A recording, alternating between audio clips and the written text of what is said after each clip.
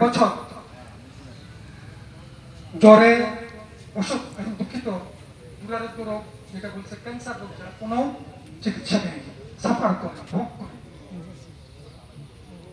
এত লোকের সঙ্গে অনেকে আমার ছাত্র আছে এখানে, যে যাকে বুকে টেনে নিয়েছে, কেমন আছো, না ভালো নাই, ওই এটা না সেটা। আমরা সময় এসছে, বয়স হয়েছে, এখন আমাদের যেতে হবে সবাই। সবচেয়ে বড় সত্য গুলজারও চলে গেছে, আপনারা সে সামাজিক লোক ছিল, আমরা তার জন্য দোয়া করি। আমি কথা বাড়াবো না, আমরা বাড়াবো না কথা।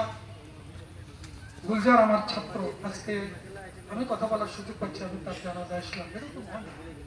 আল্লাহ তাআলার হুকুম, কে কখন যাবে, কে আগে যাবে, কে পরে যাবে, কেউ বলতে পারে। চেষ্টা করতে পারি, আমরা তদবির করতে পারি, চিকিৎসার জন্য চেষ্টা করতে পারি।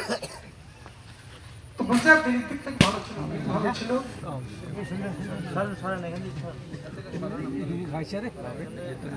আপনারা মেহরবানি করে এসছেন, মহান আল্লাহ তাআলা অশেষ রহমত।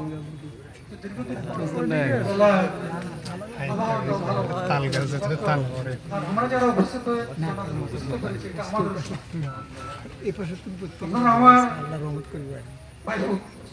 গুলজার হোসেনকে মাফ করে দেবেন।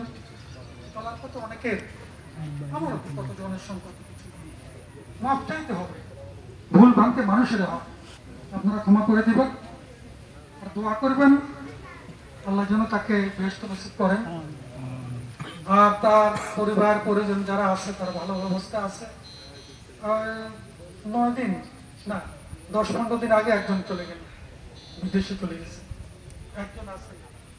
একজন আছে। আর একটি কথা, যে আমার সঙ্গে যে আপনাদের দেখা হবে, অনেকে আমার ছাত্র আছেন এখানে, আমার ছাত্ররা বিশেষ করে তখন আমাকে পছন্দ করতো না, তখন পরে, তখন ছাত্র জীবন ছিল।